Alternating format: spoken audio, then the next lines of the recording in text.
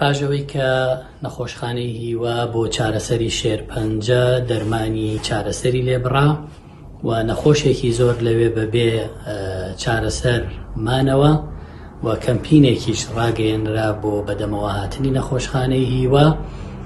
ئێمە ئەم پێداویستی و داوا خێرایی نەخۆشخانەی هیوا و نەخۆشانی شێرپەنجەمان گەیاندە بەڕێز وەزیری تەندروستی عێراق.